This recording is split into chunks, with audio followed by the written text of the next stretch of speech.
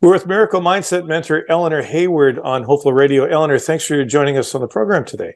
Thank you so much for the warm welcome, Ken. Much appreciated. How are you today? I'm fantastic. How are you doing? Awesome. Thank you. Want to talk about your work? Want to talk about your history a little bit? So let's start with your mom. Your mom was in medicine? Yes, my mother was a nurse in the neonatal intensive care unit, and her mother was a nurse, and her father was a doctor. So yes, the medical field is in my blood. Good.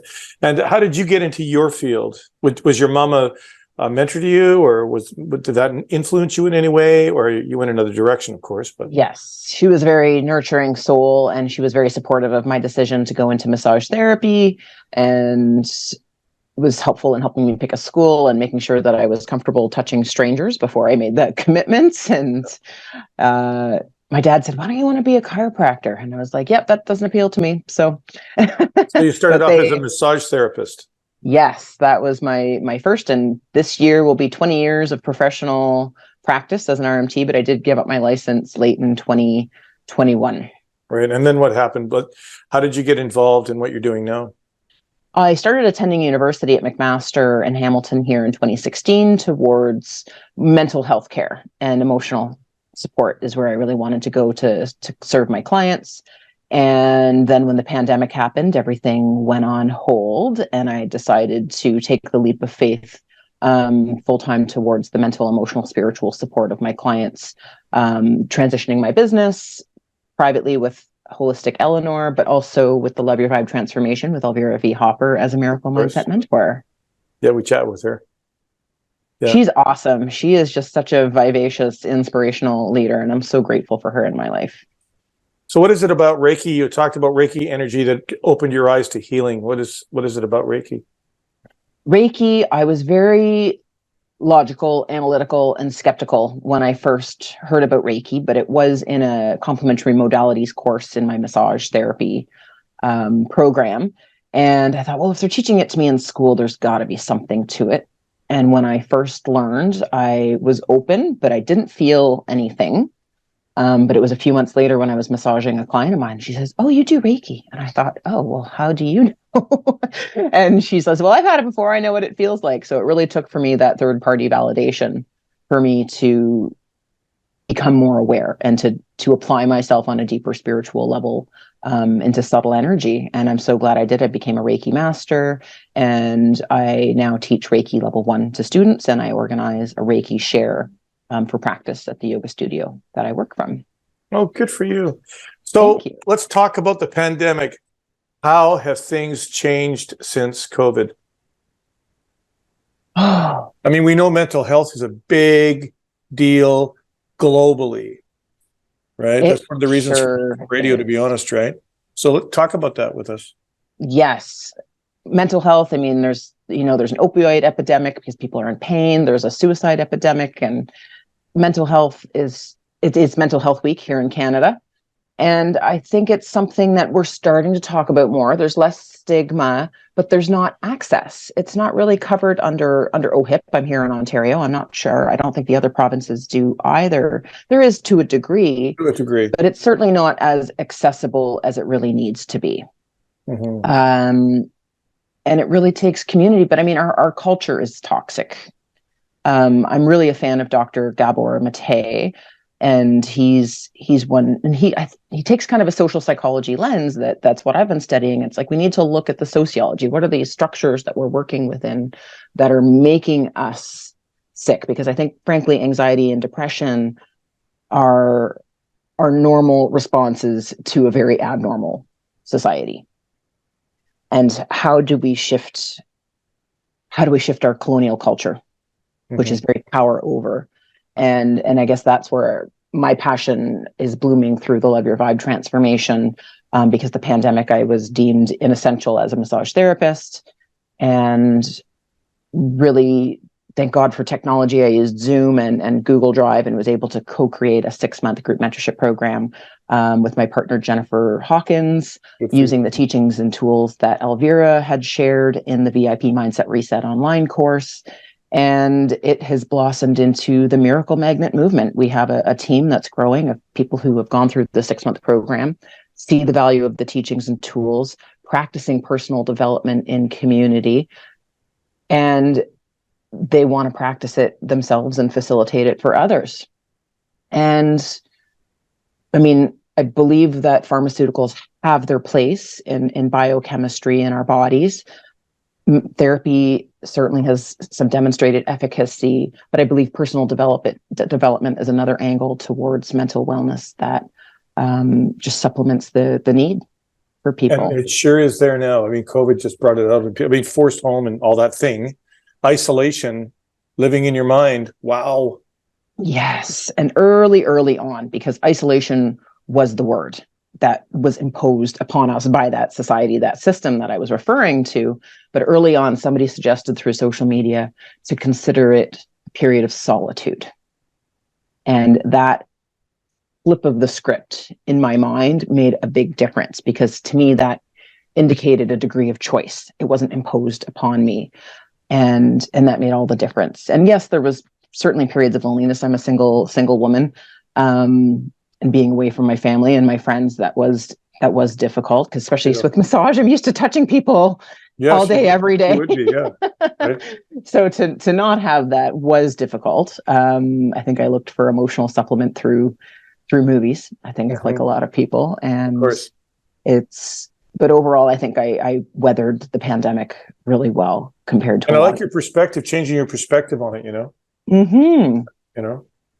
The language we use is very powerful in our self-talk and our mindset. So really grateful for that suggestion. That worked for me. Are you seeing different clients as opposed to before the pandemic now?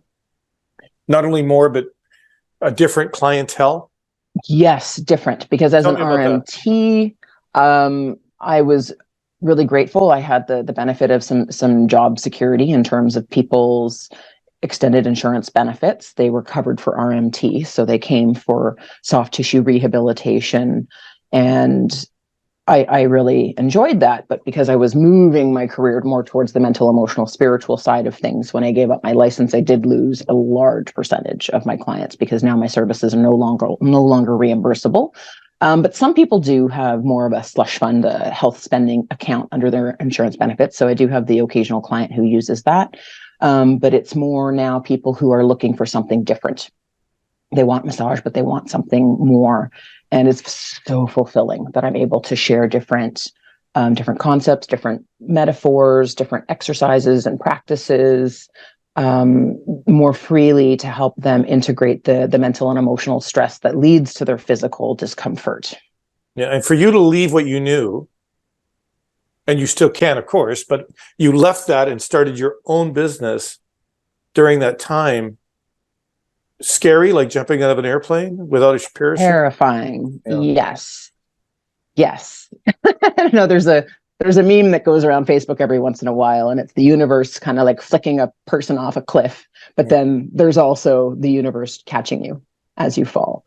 And I think of Buzz Lightyear and Toy Story as well. It's, falling with style as you learn to grow wings and fly. And it was very terrifying. Anxiety was, a near and dear friend to me. But at the same time, my gratitude practice strengthened, because the more that I conscientiously cultivate gratitude in my heart, it's in our pop culture here on Hopeful Radio. A lot of people have a gratitude list that they'll cognitively go through and check off. But to actually shift that from a mental practice to an emotional practice, to sit there and produce gratitude with your heart on an emotional level, it shifts anxiety, or it has for me. And I've been so very grateful to apply the teachings of the Love Your Vibe transformation and have a community that's there to support me when I'm frustrated with branding and marketing and all of these things that I didn't have to think about before. But there have been so many professionals out there who provided support to me as I made that transition, because I never really did think about marketing and branding before. Right. That's the business end of it, right? Yes, exactly. Marketing and branding and all that stuff. Self-motivating. Michael J. Fox, I think about while you're speaking, Eleanor, he talks about gratitude, consistently in interviews, and it just takes my breath away, considering his given circumstances of his situation. Very inspirational. Yes, absolutely. So, you mentioned, gratitude, which is huge. Talk to us about the power of empathy and curiosity. Power of empathy and curiosity. Empathy is just so powerful that I really, again, back to our culture that's very power over, comparing empathy to sympathy. Sympathy is, Brene Brown did a very excellent video, and there was actually an animation that was created to go along with it. I highly recommend people search for that on YouTube. But sympathy is like, I feel bad for you. Whereas empathy is, I feel bad with you. And it is a big difference. And Elvira's coach that she introduced me to, A.G. Morishita, he gave another example about compassion.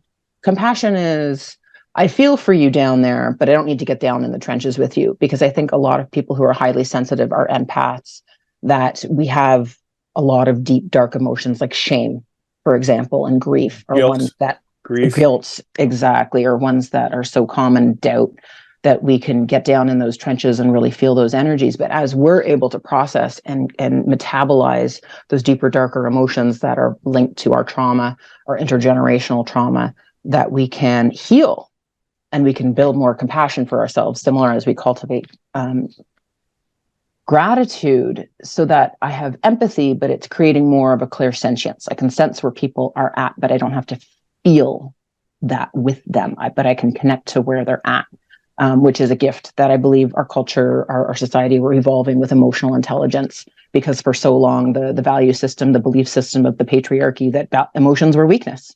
Mm-hmm. And that's simply a fallacy, and it hurts everybody, because then we tend to dissociate from our emotions, and we tend to internalize them, and then they make us sick, those deeper, darker emotions, or we project them onto the ones that we love, and we end up hurting other people. Mm-hmm. So empathy is certainly a gateway to connecting with others, but we need to have empathy for ourselves first and foremost on that path of transformation. And curiosity is, I think, just such a vital mindset, because we tend to, with our trauma, we tend to develop ego, and we always want to be right. But when you're always right, you lose that sense of curiosity. And curiosity is I believe a superpower, because we're evolving in this culture of we were this external authority to just do what you're told, don't question it, and that created a society of complacency and where we just want to integrate and not be noticed, but to really be curious and to figure out how the world works. That's where we're going to find innovation and evolve as a society. Curiosity is fantastic. Kids are, animals are, we are, as why, right? We are curious, and I think it's a channel, if you will, to be curious is to be willing to stay open at the top, and learn about yourself and other things. Does that make sense? Absolutely. It's more about understanding than it is about knowing. Absolutely, yeah. Talk to us about, Eleanor, about some of your teachings. Yes. So the teachings and tools is Miracle Mindset Mentor. Actually, we're having an event this week, complimentary, in the Miracle Magnet Zone on Facebook. It's the teachings and tools, I think, are largely ubiquitous in the spiritual world. But Elvira has a few really key signature tools that she channeled. The Angels of Evolution was a very powerful one, and the 4 Circles of Personal Power is one that was really pivotal for me in terms of developing boundaries. Because again, if the average person, or there are people in the population who are highly sensitive, they might identify as people pleasers. They want to keep people close to them because they're afraid of who they might be when these people leave. The 4 Circles of Personal Power is a very powerful tool to conceive of our boundaries in a different way. And how can people who have demonstrated themselves that they don't have capacity for us, we don't feel safe, seen, celebrated, and supported around us, how can we create energetic distance from them so that we can evaluate our own behavior and how we're feeding into that relationship? And then when they do lash out, it doesn't hurt as much.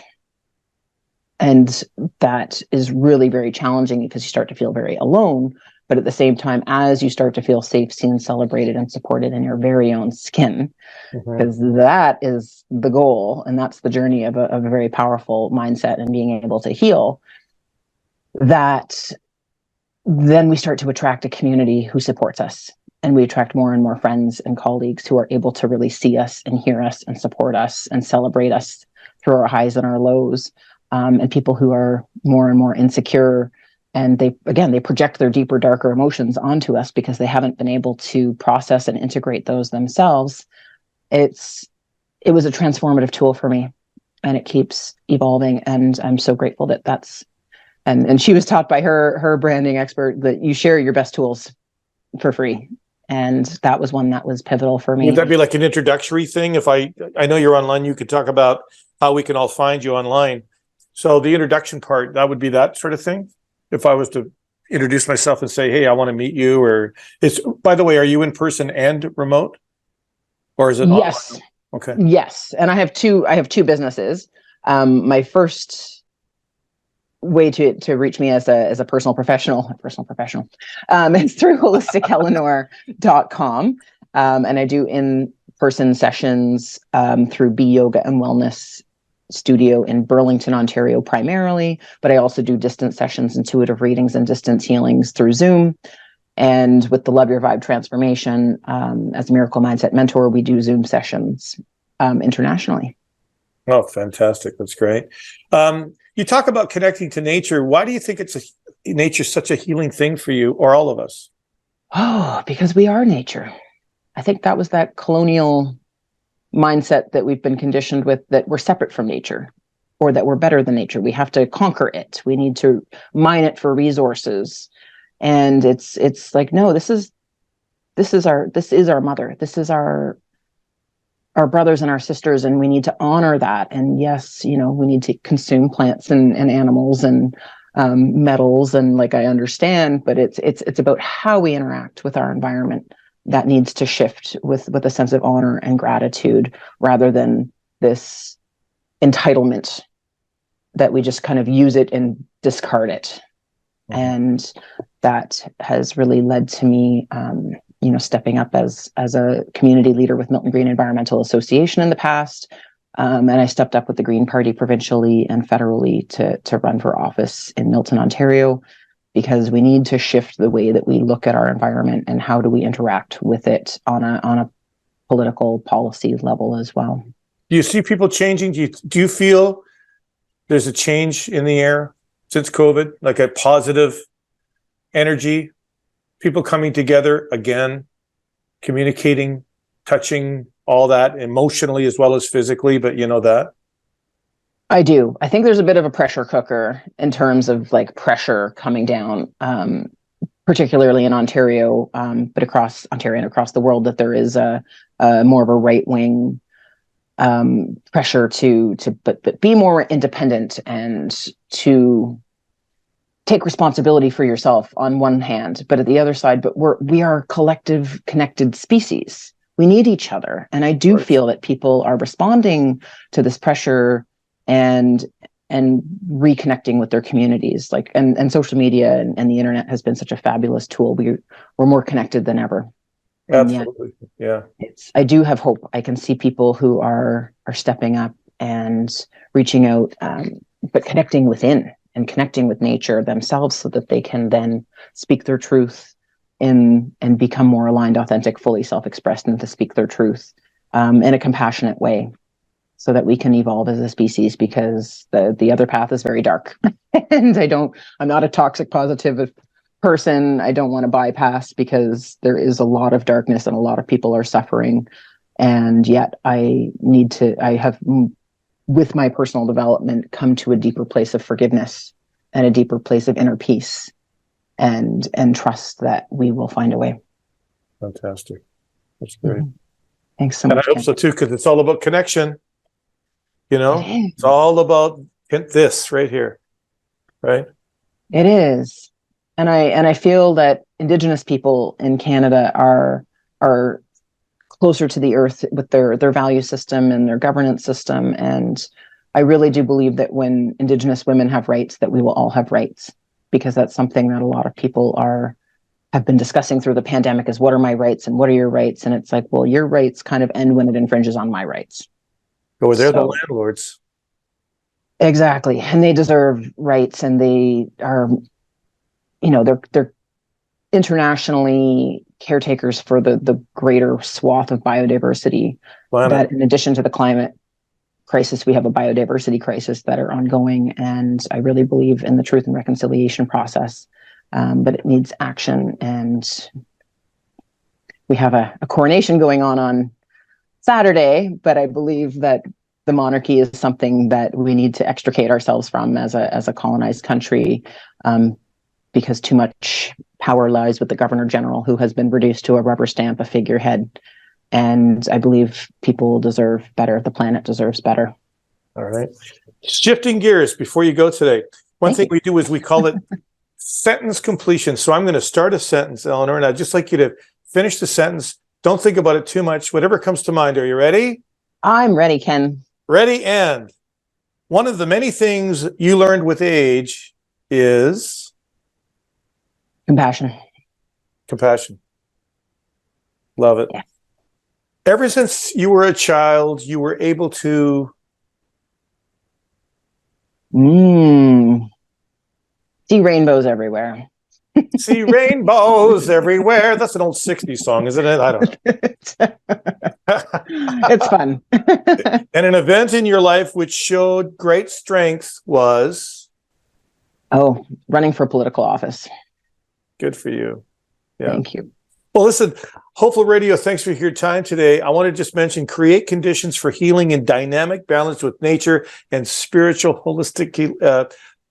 Say the word? Holistically. That's it. Holistically, yeah. Yes, holistically. That's what you're all about. I want to thank you for your time. Miracle Mindset Mentor, Eleanor Hayward, thanks for coming on Hopeful Radio today. So grateful, Ken, for your empowerment, embodiment, and evolution. Body, mind, and spirit. Thank you so much. Really grateful to Hopeful Radio. Keep smiling.